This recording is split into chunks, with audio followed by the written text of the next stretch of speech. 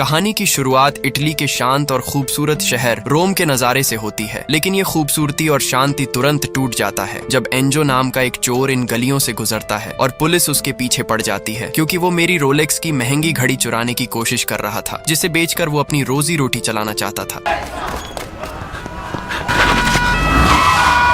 भागते समय एंजो एक कचरा उठाने वाले क्रेन जहाज में छिपने की कोशिश करता है, जो नदी को साफ करने के लिए इस्तेमाल होता है। उसे उम्मीद थी कि पुलिस हार मानकर चली जाएगी, लेकिन इसके बजाय वो जहाज में घुस आते हैं। कोई और रास्ता न होने की वजह से एंजो पुलिस से बचने के लिए नदी में कूद जाता है। पुलिस को उसका कोई सुराग नहीं मिलता और वो चले जाते हैं। जब खतरा टल जाता है तो एंजो ऊपर आने की कोशिश करता है, लेकिन बदकिस्मती से वो फिसल जाता है और नदी के नीचे एक रेडियो एक्टिव कचरे से भरे ड्रम टैंक में गिर जाता है, जिसकी वजह से उसे वहां से निकलने में काफी समय लगता है। हालांकि वो अपने अपार्टमेंट में वापस पहुंच जाता है, लेकिन एंजो को बुखार, उल्टियां और तेज खांसी होने लगती है। उसे पता नहीं कि उसका शरीर एक खतरनाक काले पदार्थ से दूषित हो चुका है। अगले दिन हैरानी की बात ये होती है कि एंजो की तबीयत अचानक सुधर जाती है, जिसके बाद वो अपने पड़ोसी सर्जियो को ढूंढने जाता है, जो उसके अपार्टमेंट से एक मंजिल नीचे रहता है, ताकि वो उसे चुराई हुई घड़ी बेच सके। लेकिन सर्जियो घर पर नहीं होता। एंजो फैसला करता है कि वो सर्जियो के साइट पर उससे मिलेगा। सर्जियो एक माफिया गैंग का मेंबर है, जिसका लीडर एक बेरहम आदमी फेबियो होता है,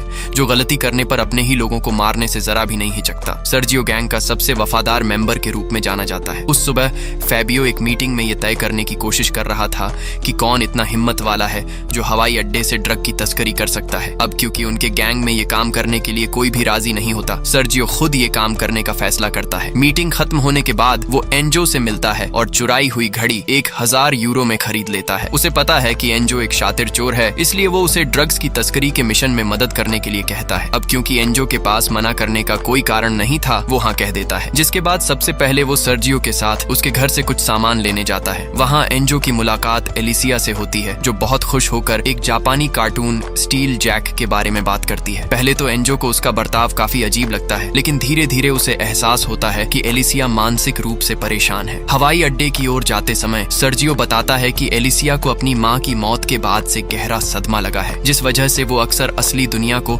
अपने पसंदीदा एनीमे की दुनिया से जोड़ देती है और आसपास के लोगों को उस कार्टून के कैरेक्टर की तरह मानती है। इसके लगभग आधे घंटे बाद सर्जियो एंजो को हवाई अड्डे पर ड्रग का सौदा करने के लिए ले जाता है, लेकिन माहौल तब बदल जाता है जब उनमें से एक आदमी को ड्रग का ओवरडोज हो जाता है, जिसके बाद उसका दोस्त सर्जियो से उसे अस्पताल ले जाने को कहता है। लेकिन सर्जियो उसकी मदद करने के बजाय उसे एक सुनसान बिल्डिंग में ले आता है और पहले सौदा पूरा करने के लिए कहता है। लेकिन उस कलुआ आदमी को गुस्सा आ जाता है और वो बिना सोचे समझे सर्जियो पर गोली चला देता है।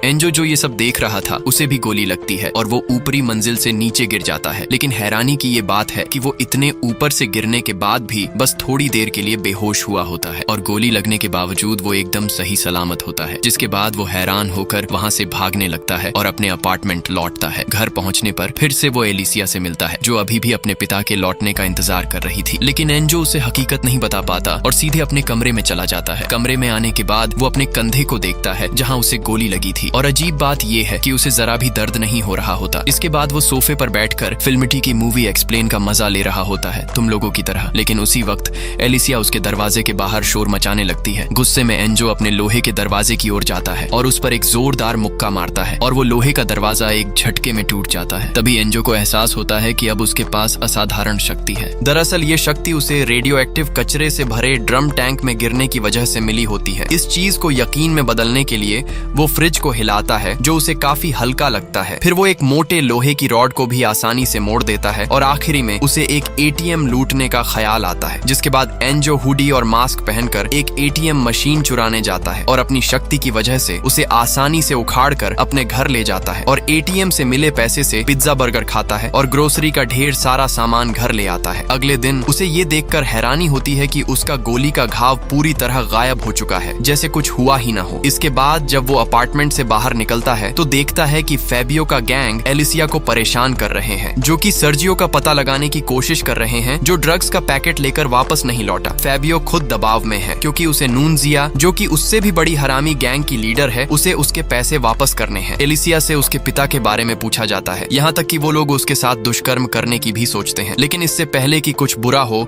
एंजो हुडी और मास्क पहनकर खिड़की तोड़कर आता है और फेबियो के गुंडों को उठा उठाकर पटकने लगता है।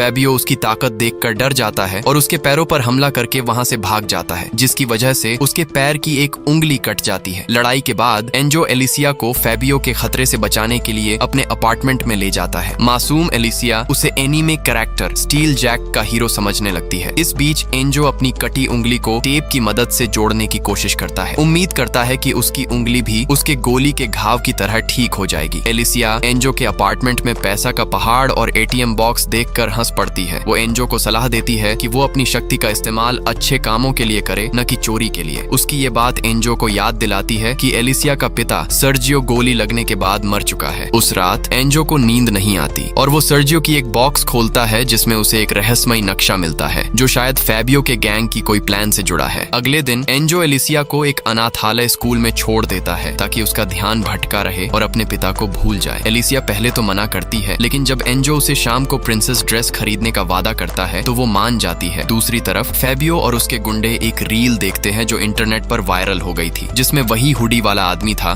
जिसने उनकी कुटाई की थी। वो लोग उसकी पहचान करते हैं और सर्जियो के गायब होने का पता लगाने में लग जाते हैं। दूसरी ओर एंजो अपनी चोरी की हरकतें जारी रखता है और जब रात को वो अपनी पसंदीदा फिल्म देखने जाता है तो उसे एक एनीमे की कैसेट मिलती है जिसे एलिसिया भूल गई थी, और जब वो पहली बार एनीमे देखता है तो वो उसे काफी पसंद आती है। दूसरी तरफ लगातार नूंजिया गैंग के गुंडे पैसों के लिए फैबियो को परेशान कर रहे थे और आखिरकार दबाव में आकर फैबियो सर्जियो के साथ बनाई गई पुरानी प्लान के मुताबिक कैश वैन को लूटने का फैसला करता है और अपने गुंडों के साथ फैबियो हथियारों के साथ सड़क के मोड़ पर तैयार रहता है। लेकिन बदकिस्मती से इससे पहले कि वो लोग कुछ कर पाते, कोई और उस गाड़ी को रोककर पैसे लूट लेता है और वो कोई और नहीं बल्कि एंजो ही होता है।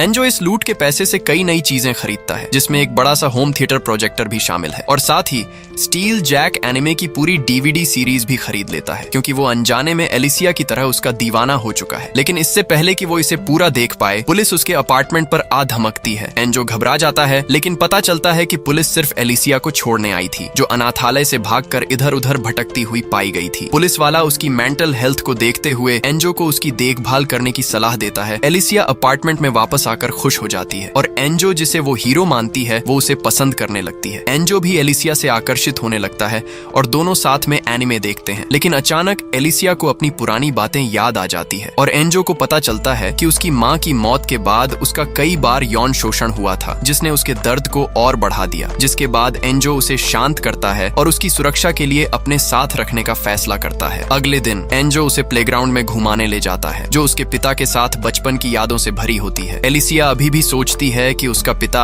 एनीमे की तरह नरक की गुफा में है। इस तरफ फैबियो का एक साथी उसकी लीडरशिप से तंग आ चुका है और वो फैबियो को अपना घमंडी रवैया छोड़ने की सलाह देता है, लेकिन उसकी सलाह मानने के बजाय फैबियो उसे अपने पालतू जंगली कुत्तों से मरवा देता है। दूसरी ओर एंजो एलिसिया को मॉल ले जाता है ताकि वो खुश हो सके। एलिसिया, जो पहले आसानी से घबरा जाती थी, अब वो खुलकर हंसने लगती है। एंजो अपने वादे के मुताबिक एलिसिया के लिए एक प्रिंसेस ड्रेस खरीदता है। ये पल उनके रिश्ते को और मजबूत कर देता है। एंजो, जिसकी जिंदगी का कोई मकसद नहीं था, उसे जीने की एक वजह मिल गई है, जबकि एलिसिया को रक्षक मिल गया जिसकी उसे हमेशा जरूरत थी। लेकिन एंजो और एलिसिया की ये खुशी ज्यादा देर नहीं टिकती। एलिसिया एंजो से अपने पिता सर्जियो को नर्क की दुनिया से लाने की जिद करने लगती है। एंजो गुस्सा हो जाता है और अनजाने में कह देता है कि सर्जियो मर चुका है। ये सुनकर एलिसिया नाराज हो जाती है और अकेले ट्राम में चली जाती है। एंजो तुरंत उसका पीछा करता है और अपनी पूरी ताकत लगाकर ट्राम को रोक देता है, सिर्फ माफी मांगने के लिए, इसकी परवाह किए बिना कि उसकी असलियत खुल सकती है। और होता भी ऐसा ही है। उसकी इस हरकत को लोग रिकॉर्ड कर लेते हैं और लोगों को वो एटीएम लूटने वाला सुपर विलेन लगने लगता है। दूसरी तरफ मजबूरी में फैबियो मार्सेलो नाम के एक लेडी बॉय से कर्ज लेने का फैसला करता है, लेकिन ठीक उसी वक्त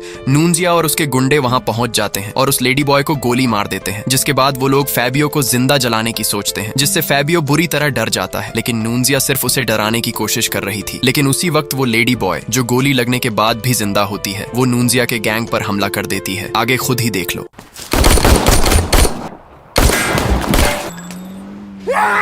नूंजिया के गुंडों को मारने के डर से फैबियो अपने ठिकाने पर लौटता है, लेकिन वहाँ का माहौल देखकर वो हैरान हो जाता है। वो देखता है कि उसके सारे गैंग मेंबर मर चुके हैं। उसी वक्त टीवी पर सुपर विलन की न्यूज चल रही होती है और फैबियो को पता चलता है कि वो एंजो ही है। इधर एंजो भी वायरल होने के बाद एलिसिया को लेकर किसी सुरक्षित जगह पर भागने का फैसला करता है, लेकिन फैबियो और उसका एक बचा साथी ताजी चुपके से उनका पीछा करते हैं। एंजो और एलिसिया एक होटल में रुकते हैं, लेकिन आराम करने से पहले उन्हें किसी का फोन आता है और आगे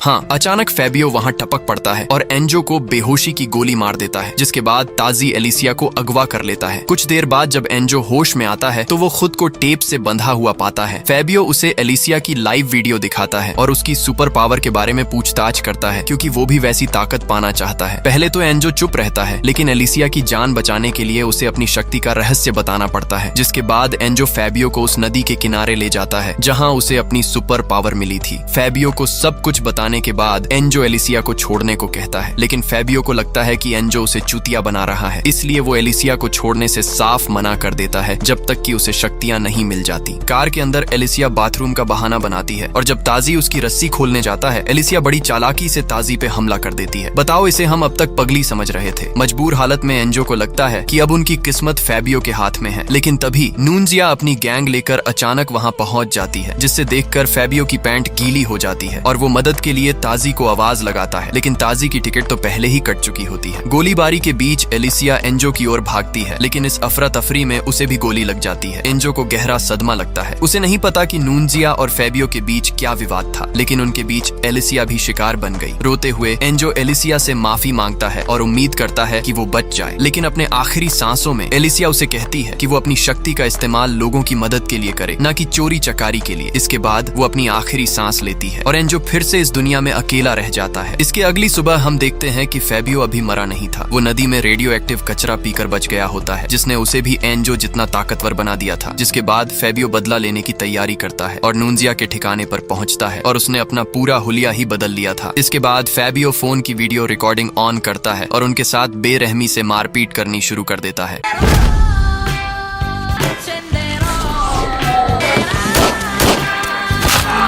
आखिरी में फैबियो नूंजिया के साथ डांस करता है और उसकी रीढ़ की हड्डी तोड़कर उसे मार देता है। अब जरा सोचो, जो इंसान पहले से ही कमीना है और ऊपर से उसके पास आम इंसान से ज्यादा ताकत आ जाए तो वो आगे क्या करेगा। खैर, इस तरफ दुख में डूबा एंजो अपनी जिंदगी का रास्ता खो चुका था, लेकिन एक घटना अचानक सब बदल देती है। एंजो एक कार दुर्घटना देखता है जहाँ 2 पुलिस वाले एक महिला को बचाते हैं, लेकिन एक छोटी बच्ची अभी भी कार में फंसी होती है। बिना सोचे एंजो अपनी शक्ति का इस्तेमाल कर उस बच्ची को बचा लेता है। उसके इस हीरोइक काम के लिए बच्ची की माँ उसे बहुत बहुत धन्यवाद देती है। तभी एंजो को एहसास होता है कि दूसरों की मदद करने से दिल को सच्ची खुशी मिलती है। उसे एलिसिया की कही आखिरी शब्द भी याद आते हैं कि वो अपनी शक्ति को अच्छाई के लिए इस्तेमाल करे। उसी वक्त वो टीवी पर न्यूज देखता है जिसमें फैबियो का नूंजिया गैंग को अकेले मारने का वायरल वीडियो दिखाया जाता है। इस बार फैबियो ऐलान करता है कि वो एक भीड़ भाड़ वाली जगह पर बॉम्बिंग करेगा, क्योंकि वो चाहता है कि दुनिया उसे सबसे खतरनाक विलन के रूप में देखे। फैबियो की ये बात सुनकर एंजो बिना देरी किए एस रोम स्टेडियम की ओर दौड़ता है, लेकिन एंट्री बंद होने की वजह से वो अंदर नहीं जा पाता। जिसके बाद वो सामने रखी बड़ी और भारी बैरियर को उठा लेता है, जिसे देखकर आसपास के लोग हैरान हो जाते हैं। अंदर आने के बाद एंजो पार्किंग में फैबियो का सामना करता है और उसे रोकने की कोशिश करता है, लेकिन अब फैबियो भी सुपर ह्यूमन बन चुका है, जिससे उनकी लड़ाई बराबरी की हो जाती है।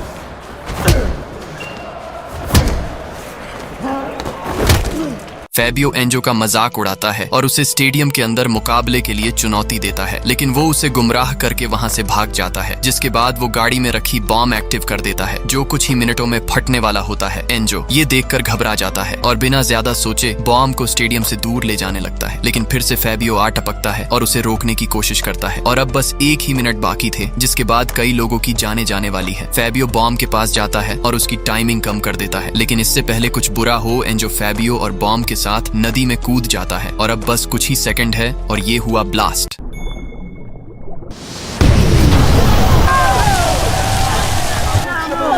एंजो के इस हीरोइक कदम ने एक बड़े आतंकी हमले को रोक लिया और ब्लास्ट में फैबियो का सर अलग हो जाता है। इस घटना के बाद एंजो को रोम के लोगों को एक बड़े खतरे से बचाने वाले सुपर हीरो के रूप में पहचाना जाना जाता है। और इसी के साथ ये फिल्म यही समाप्त हो जाती है, जिससे हम सीखते हैं कि भले ही हमारे पास सुपर पावर ना हो, लेकिन फिर भी हमें दूसरों की मदद करने से कभी पीछे नहीं हटना चाहिए। और यही चीज अपने आप में एक सुपर पावर है। तो चलो मिलते हैं एक और धांसू कहानी के साथ। Bye bye.